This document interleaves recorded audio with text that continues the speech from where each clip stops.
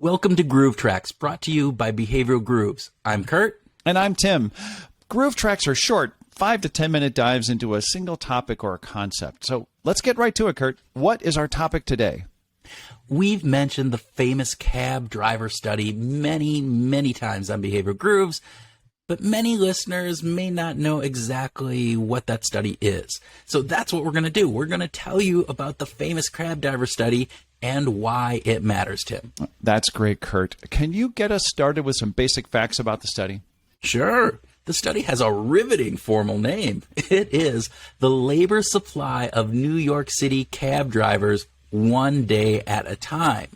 And it was written by Colin Camerer, Linda Babcock, George Loewenstein, and Richard Thaler. And it was published in the May 1997 issue of Quarterly Journal of Economics. Yeah, that's a very prestigious journal. Yes, it is. Now, the story varies a bit by how these researchers got the idea to work on this particular topic.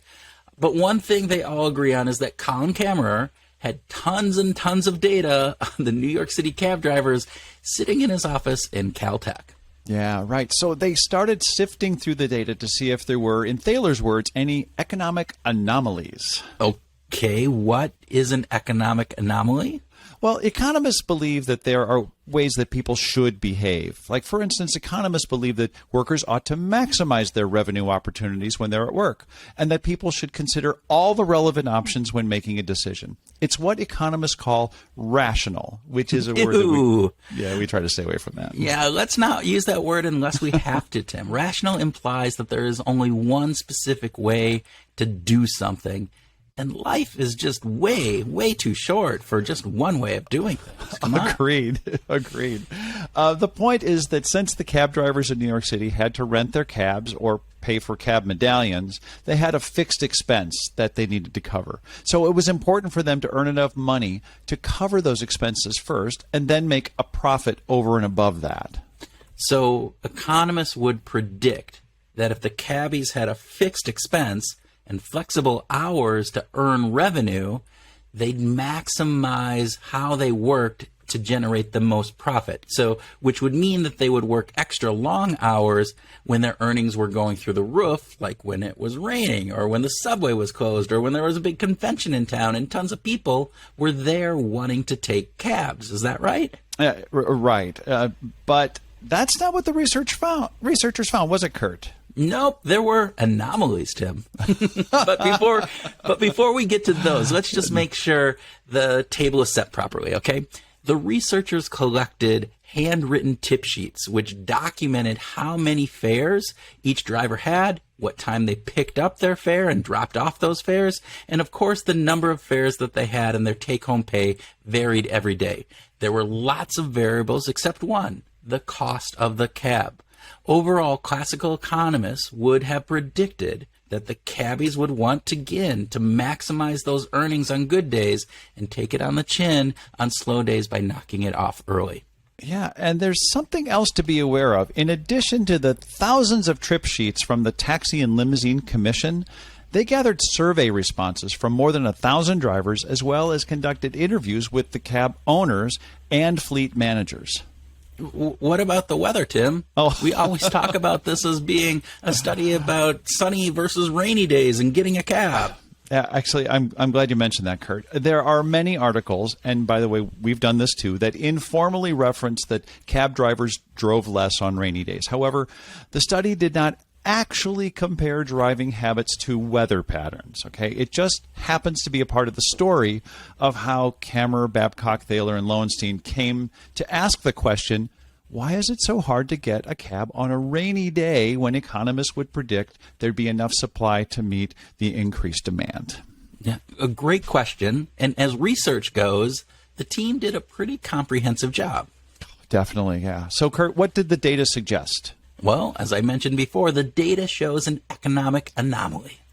Okay, so what was that anomaly? So basically, a large portion of the cab drivers focused on a daily target or a narrow bracket for their wages. And once they hit that daily target, they stopped working. From the research that they gathered, cab drivers worked on average about 9.5 hours a day, took between 28 and 30 trips a day, and collected almost $17 per hour in revenue, excluding tips. But the researchers found that they worked fewer hours when they hit their daily earnings target faster. So in other words, their daily target income became the primary measure, not maximizing each day or each week's income. Yeah, they also found that the more experienced drivers, when compared to the less experienced drivers, were less apt to knock off early on days when they had a ton of fares. So to quote the study, drivers learned over time that driving more on high-wage days and less on low-wage days provides more income and more leisure. So the big story on this, Tim, is that cab drivers, who I've never seen turn down a tip, are not as cash-oriented as they would say they are, and definitely not as rational as classical economists would expect them to be. Yeah. By using the simple heuristic of an average daily wage, they manage their business that way, and they end up passing on high revenue opportunities like working a full shift when they're raking in the fares. Yeah, that's where the rainy day thing comes in, because on rainy days, there are more customers wanting cabs than there are on dry days. But because a cab driver could reach their daily targeted income earlier in the day, they'd stop working early rather than do what economists believe they ought to do, which is just to work a full shift and really maximize their earnings. And thus, we can't hail a cab on a rainy day in New York. And many people, I think this is an interesting part. Many people, Tim, would look at this from the outside and judge that behavior badly. They think to themselves, there's no way I would stop working early when I could really rake in the dough. And this is the insight that I want people to take from this. We don't always act in the way we think we should act. And what we are referring to here is called the say-do gap in psychology. Yeah, and this concept, this idea of the say-do gap, is common among people in a whole variety of settings. When we connect this to other studies, like in the world of incentives, we find that salespeople are very much the same. They say that maximizing cash is the most important thing in their world, and they tell their bosses that they'll work harder for extra cash. But when presented with that chance to do just that, only a small percentage actually take advantage of it. So in other words, Tim, salespeople say they want to earn a lot of money, but they don't always take advantage of the opportunities to do so. Yeah, at the very least, we can say that cash is not the only motivator that there is, and a large portion of the population is just not as motivated by cash as they say they are. Now, when there's a clear opportunity to earn more cash, in some cases, just by working your regular shift, that large portion of the population just won't be motivated to take advantage of it. Okay, Tim, I think we have that. Okay, so lastly, we should say that the cab driver study has, at least from time to time, been under fire. Henry Farber wrote a scathing review in 2008 that indicated that drivers have both daily wage and daily hours worked targets, not just daily wage targets. Fair enough.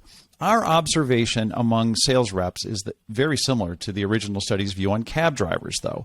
Sales reps tend to work toward some kind of a target or a narrow bracket of monthly wages, not maximum wages, as many sales managers would like them to believe.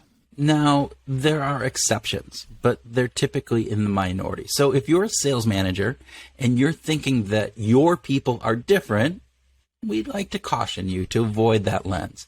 A few of them might be different, but most likely not all of them. Yeah, well said, Kurt. So, Groovers, be careful about your expectations. They can get in the way of designing your most effective incentive plans. Now, get out there and keep working hard on those rainy days and go find your groove.